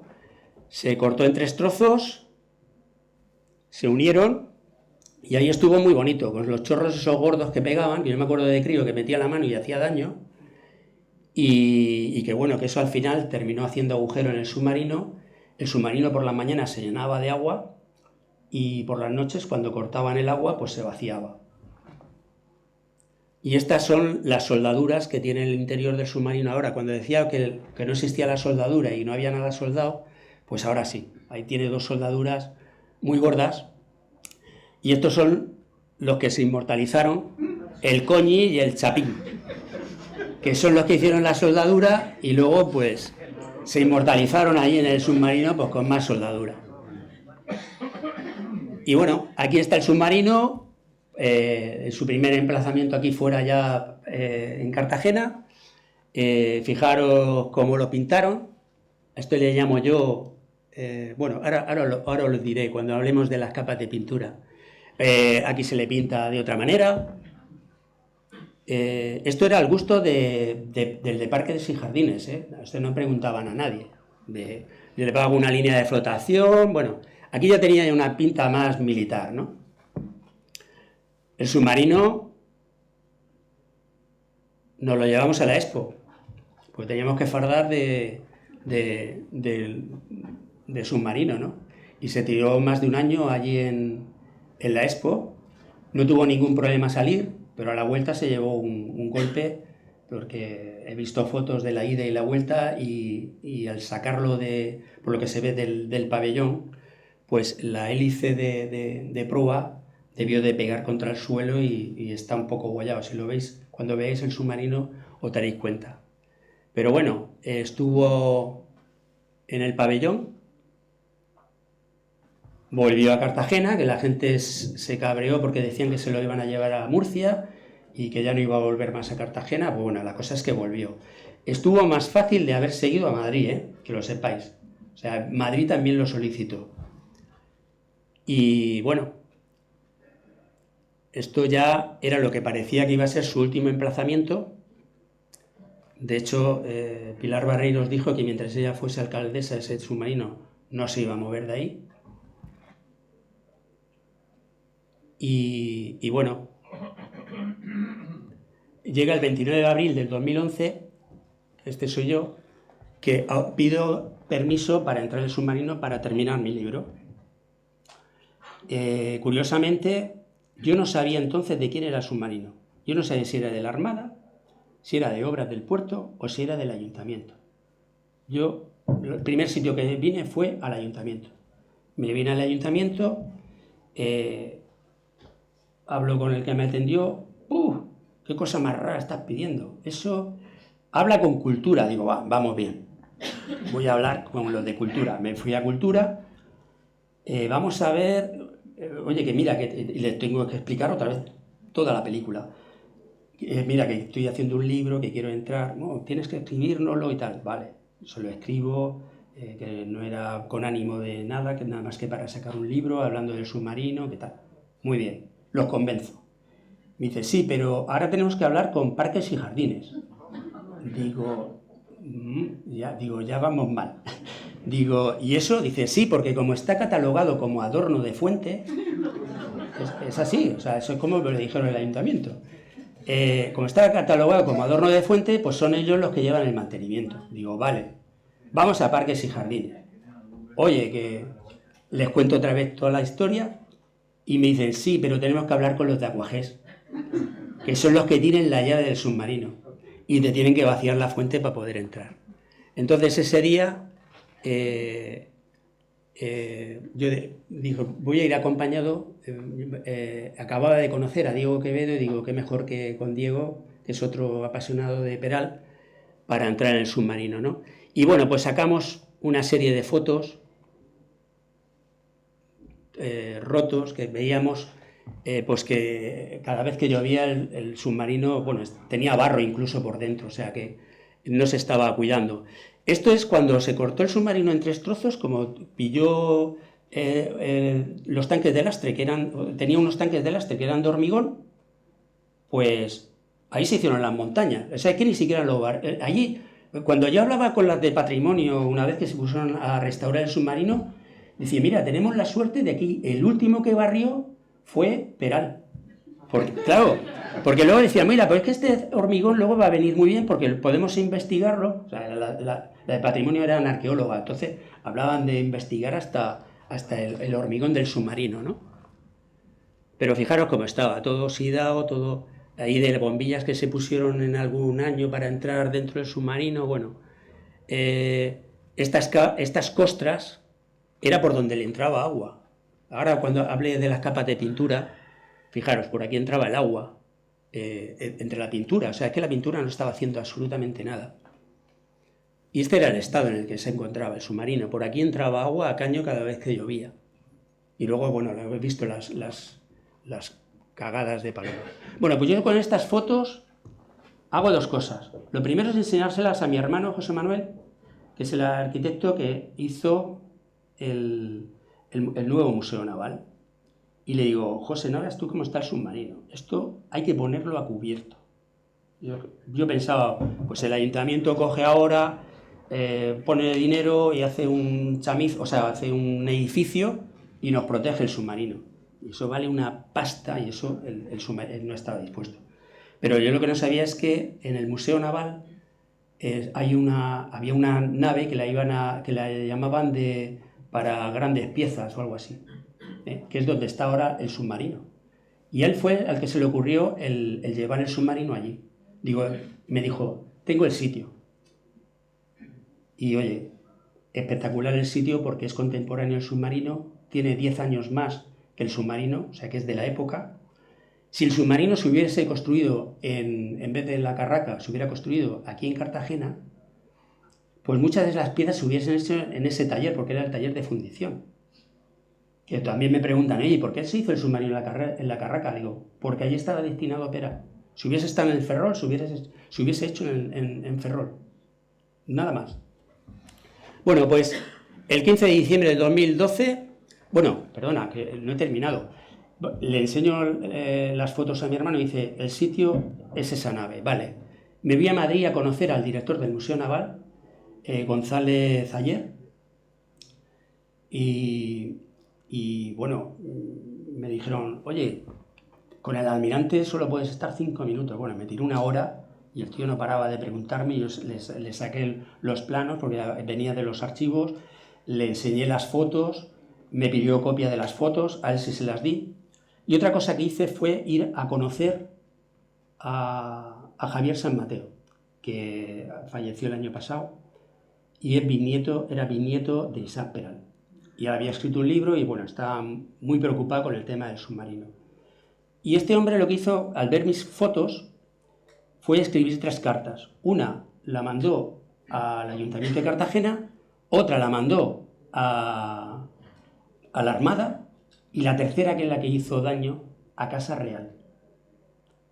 En Casa Real preguntaron, pues esas cartas las he visto yo, las he tenido en mi mano. Oye, pero ¿el submarino pertenece a la Armada? Es que en este estado no podemos permitirnos que esté así y que digan que es de la Armada. Entonces, hay que hacer algo. Y es lo que empezó a mover todo. Javier San Mateo también habló con la Fundación Juanelo Turriano, que es una fundación de ingenieros que sin ánimo de lucro se dedican a proteger patrimonio industrial. Entonces, si encuentras un molino en no sé dónde, oye, les pides dinero y ellos van y te dan para restaurarlo o lo que sea, ¿no? Y bueno, ellos son los que pusieron el dinero para empezar la restauración, el traslado y bueno, se involucraron desinteresadamente. Bueno, lo que vemos del taller de fundición, que es un edificio maravilloso y hemos visto que es contemporáneo. Otra cosa que se rescató fue el carro de varada, que esto está en el muelle de Marruecos, en el Arsenal, y ya está en desuso y no sabían qué hacer con ello. Bueno, pues se les cogió un trozo y ahora está espectacular. En vez de tener el submarino plantado en 3 bloques de hormigón como ha estado toda la vida, ahora parece que estando en el carro, cuando termine su restauración vamos a poder echarlo otra vez al mar, ¿no? O sea, está en un sitio móvil, ¿no? Está móvil, no está plantado, ¿no? Como ha estado siempre.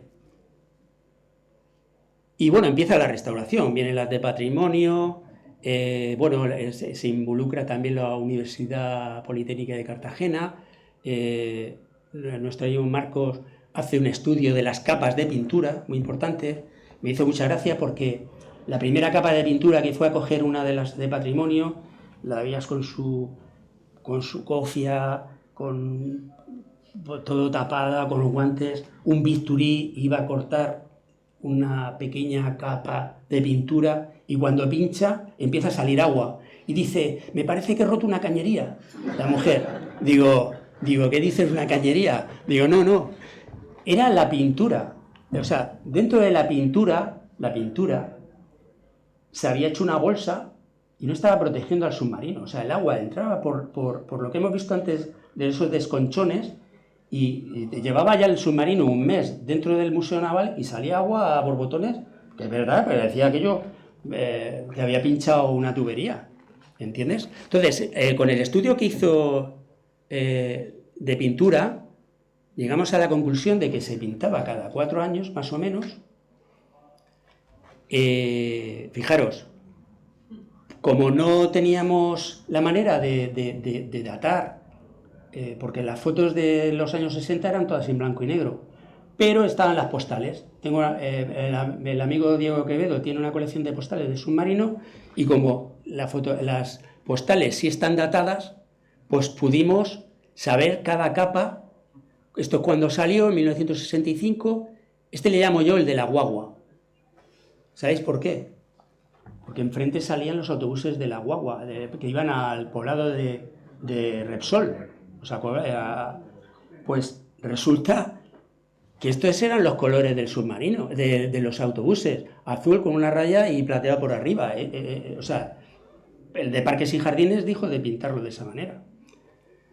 La cosa es que dijimos, bueno, fijaros, aquí estaba la estación de autobuses y el submarino, pues eso, con sus colores. Mirad, lo que os estaba diciendo de los colores, ¿no? Vale, pues dijimos de quitar las capas de pintura y las de patrimonio. Dice, uy, para que no sufra el submarino lo vamos a quitar con el láser. Y digo, madre mía, 2 años con un láser quitando capa por capa para que el submarino no se dañe. Hombre, es el trabajo bien hecho, ¿no? Pero claro, llegamos allí y donde ella misma metió el bisturí, metimos así el dedo y hacíamos así. Y saldrían planchas así de grandes. O sea, las capas de pintura no estaban protegiendo para nada. Y esto es lo que estaba pegado, era la primera capa de pintura. Luego, con el estudio que se hizo de las capas, que eso se me ha olvidado comentaros, resulta que habían capas de pintura que era para muebles de exterior. O sea, no era... y desde luego, en ningún momento se decapó el submarino para darle una capa en condiciones. Queríamos haber encontrado, el quitar las capas era para ver si encontrábamos la capa original del submarino. No, eso, el tiempo que estuvo en el arsenal, probablemente los marineros lo pintaron un montón de veces a lo largo del tiempo, y ahí sí decapaban y volvían a pintar. Entonces se nos ocurrió, mira, fijar cómo salían las capas de pintura, ¿no? Os he dicho, o sea, aquí se ahorraron una pasta porque fue quitarlo a mano. Teníamos este cuadro que se ve como muy plateado, y luego un comentario que una escritora escribió sobre el submarino diciendo que se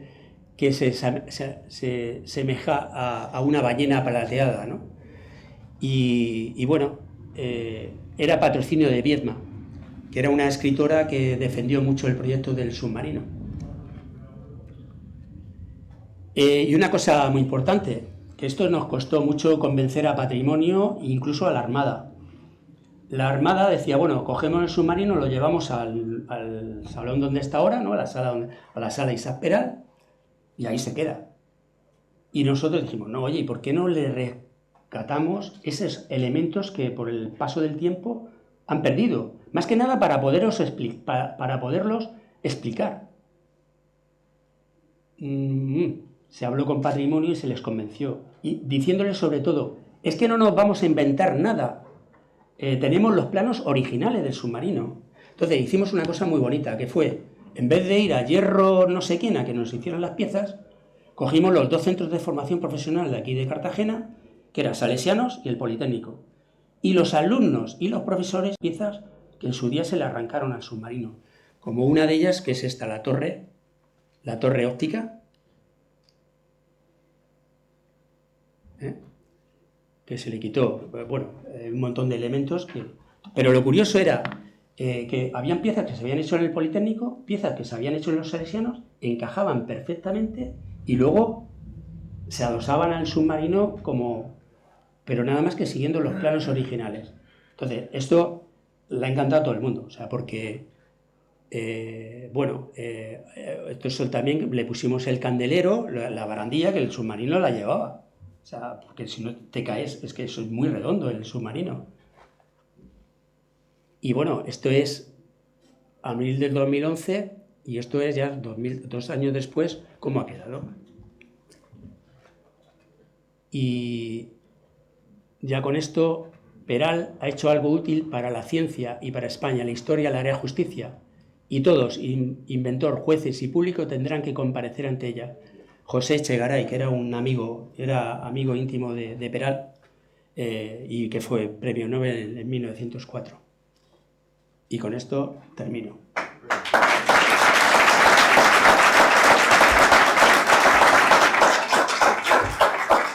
Si tenéis alguna pregunta,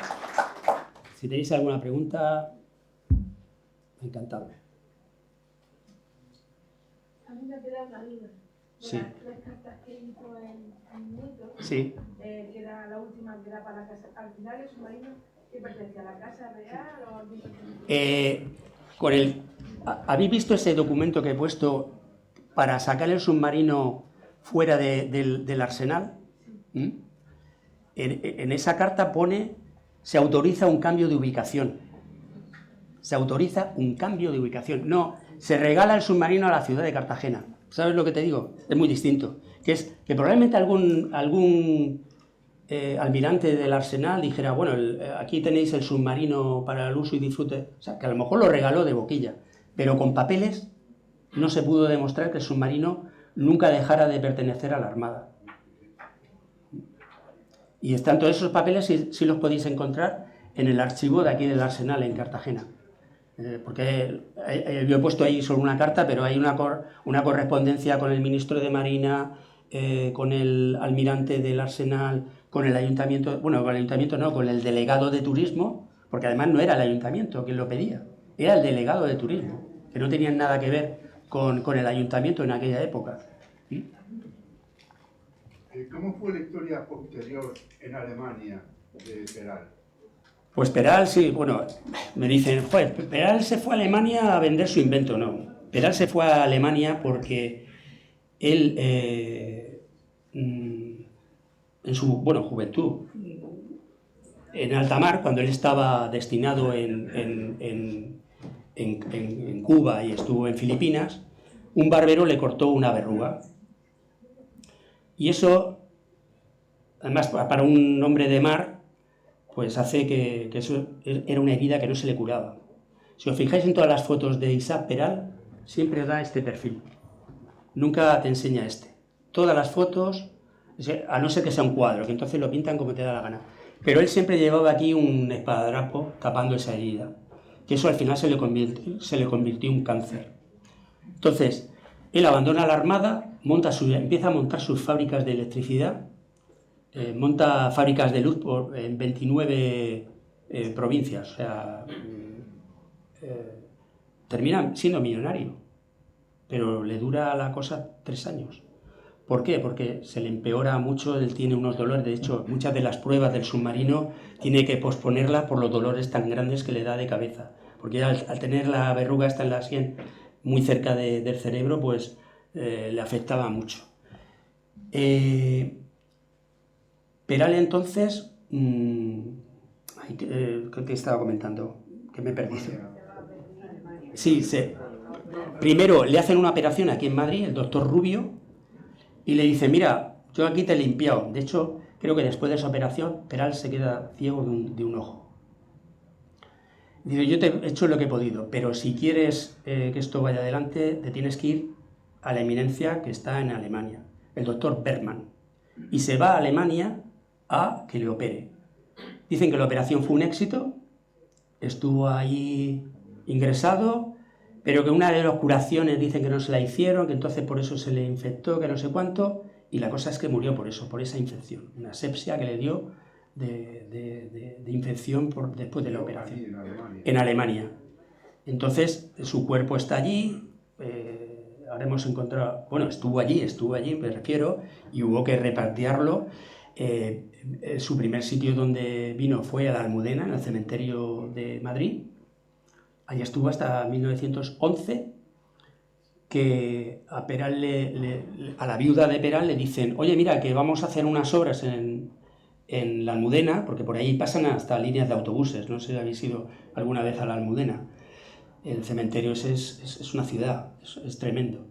Pues no sé qué obra iban a hacer por allí y que la tumba de Peral iba a ir a un osaurio y se iban a perder los restos, a no ser que ellos pagaran.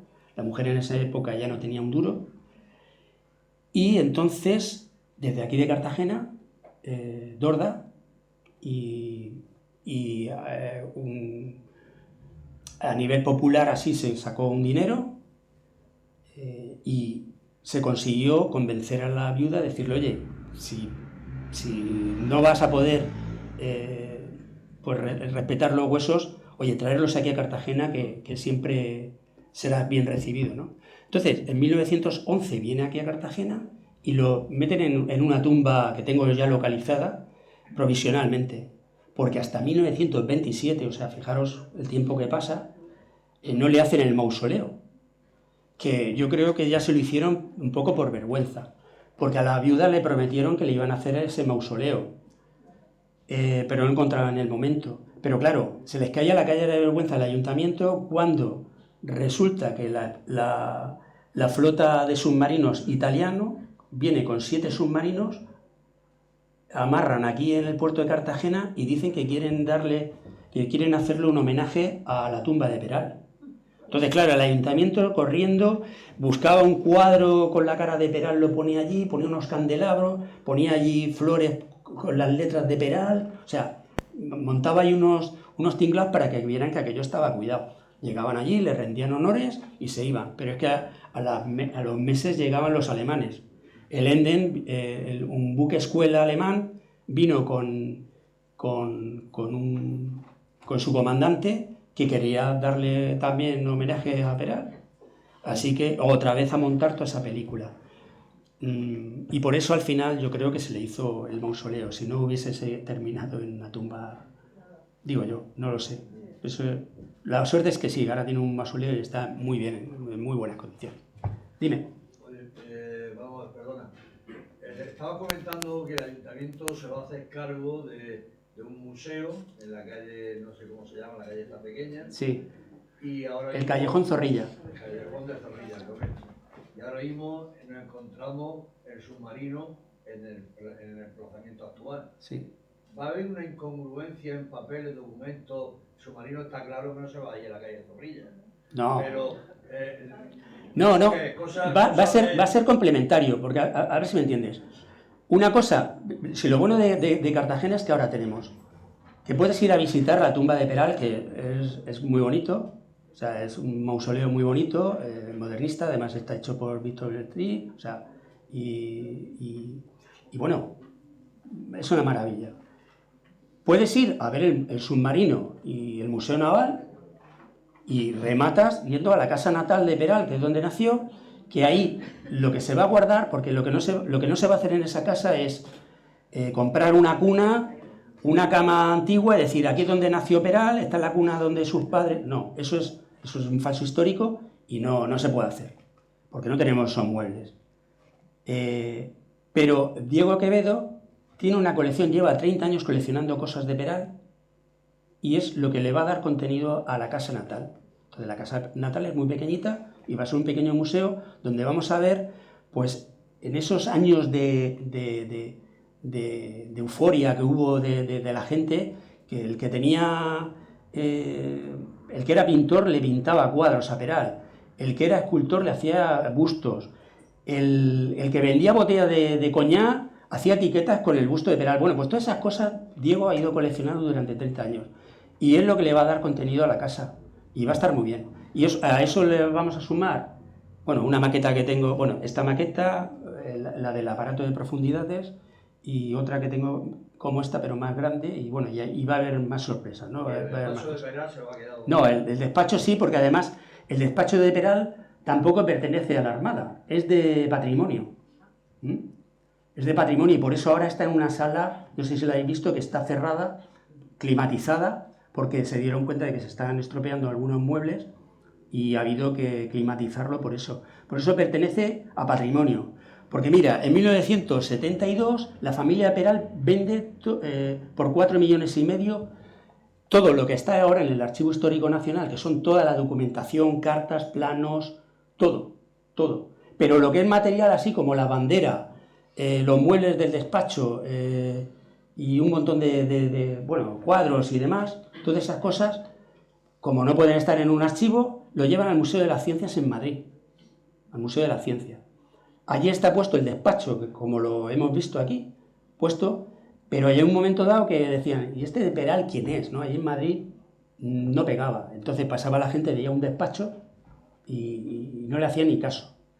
Ese despacho se terminó arrumbando en unos sótanos y se enteró de ello el primer director del Museo Naval, Joaquín Cazorla, que estaba en el antiguo Museo Naval,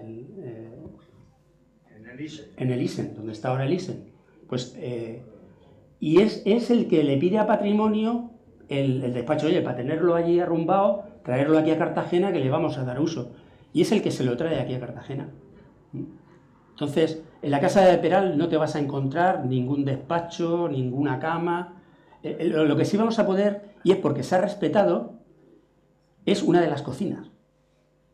Que ha parecido una cocina antigua, o sea, porque cuando tú veías lo del famoso pollo hornillo y demás, fijaros que tenías una chimenea donde tú la leña y demás. Pues a medida que ha ido las cocinas modernizándose, pues eso se ha ido quitando y al final en los años 60 ponías tus muebles de formica, ¿me entiendes? Todo eso ha ido evolucionando. Pues ha habido una cocina que se ha quedado como estaba, por así decirlo. Entonces vamos a poder decir, mira, así era una cocina en 1850 cuando nació Peral. Y no estamos mintiendo a nadie, ¿entiendes? Pero nada más. ¿Tenéis alguna otra pregunta? Yo, si me puedes poner la primera diapositiva. La primera.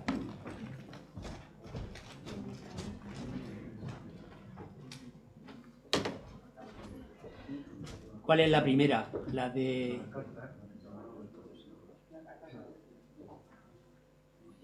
A ver si salgo. Ah, lo del... Sí. A ver si... Es que no sé cómo salir de aquí. Aquí.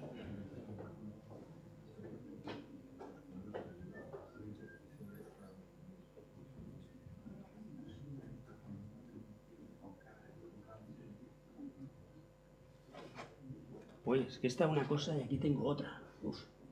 Pues no sé, no entiendo yo esto. No te la voy a poder enseñar.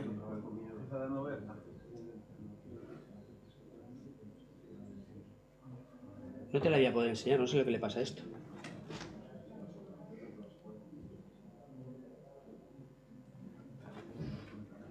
No, se me ha quedado tonto el ordenador. Esto se ve por aquí, pero lo que yo estoy viendo en el ordenador es otra cosa. ¿Qué querías ver? ¿Lo de la cuartilla esa? Dime. Según una conversación que tuve hace muchos años, lo veas en el expediente que te he dado, Sí. en el dossier, Manolita Pérez de Peral Sí. se dio cuenta que en el Museo Naval de Madrid faltaba el sable que Isabel, la reina, le regaló a Peral. Sí. Y que después ya no está. Sí. ¿Se sabe algo? Sí, sí se sabe, sí se sabe. Es a la reina, Cristina de Habsburgo y Lorena, le regala un sable que perteneció a Alfonso XII, a Peral. Además le pone el nombre de Peral en la hoja y bueno, una maravilla porque el puño era de oro y tal. Se sabe porque hay un libro que escribió su hijo Antonio Peral y Cencio, escribió un libro donde cuenta que él, personalmente, tenía algo que ver con museos. Me parece que trabajaba incluso en el Museo del Prado. Pues dice que un día antes de que entraran las tropas nacionales a Madrid, él pasó por el Museo Naval para despedirse, como diciendo, ya no sé cuándo voy a poder pasar por aquí, ¿no? Y dice que estaba el sable, lo tenía en una funda, además, en un estuche de terciopelo, precioso, ¿no? Este sable, él cuando terminó ya todo el conflicto, volvió al museo y el sable había desaparecido. Él decía que pensaba que estaba en una casa de un alto oficial militar, que se lo había llevado a su casa pues, como souvenir, por así decirlo. Y este sable pues, lo ha tenido en su casa, no se sabe el tiempo. Porque Javier San Mateo, cuando preguntó por el sable, dijeron, sí, lo tenemos aquí. O sea que de alguna manera se devolvió ese sable. Pero se devolvió destrozado. Está la hoja partida, el puño que era de oro no está. Creo que además, no sé si tenía alguna piedra preciosa, tampoco. O sea, queda un trozo de sable así. Que yo incluso he dicho, bueno, pues de todas formas, traerlo aquí al Museo de Cartagena. Pero claro, ¿cómo vas a presentar un sable, aquí un trozo del sable? Como diciendo, pues eso yo creo que estaría en la casa de alguien, los nietos jugarían con el sable, o yo qué sé, o le hacía falta el oro, lo rompieron, arrancaron el oro, se vendió, y de alguna manera algún nieto devolvería, oye, mira, que esto creo que era de Peral, y lo devolvieron, pero en esas condiciones. Entonces ahora creo que está en una vitrina, pero en una zona, en el Museo Naval, pero en una zona donde no es visitable, o sea, a lo mejor en uno de los pasillos donde pasa, ¿entiendes? Creo que está por ahí. Me dijeron el otro día en qué sitio exacto estaba, pero no está visitable, pero está ya a la vista. Lo que queda de el sable, la historia de ese sable. No renuncies a traerlo aquí, aunque esté. Sí, bueno, me dijo el director, el tema es que quisieron restaurarlo, pero eso no tiene restauración. no tiene restauración, es imposible. ¿Sí? ¿Alguna otra pregunta? Pues nada, si queréis asomaros a ver pues, las cosas que tengo por aquí, ¿no? Perdona, un momento. Primero, vamos a ver, el nombre del presidente director de la Real Sociedad Económica de Amigos del País y de todos los consejeros que constituimos la misma, hago entrega a nuestros ponentes con mi agradecimiento por la hermosísima exposición que nos han hecho, ¿no?, de estos diplomas de reconocimiento. Juan Ignacio. Muchas gracias. Eva.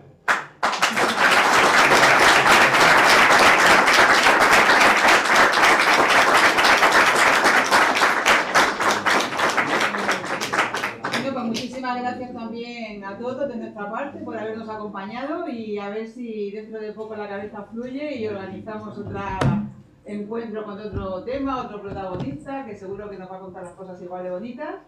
Y nada, porque ha sido un placer estar aquí con todos vosotros esta noche y ver tantas caras conocidas. Ya sabe que nosotros estamos abiertos a todas las colaboraciones que quieran con nosotros. Muy bien, muchísimas gracias.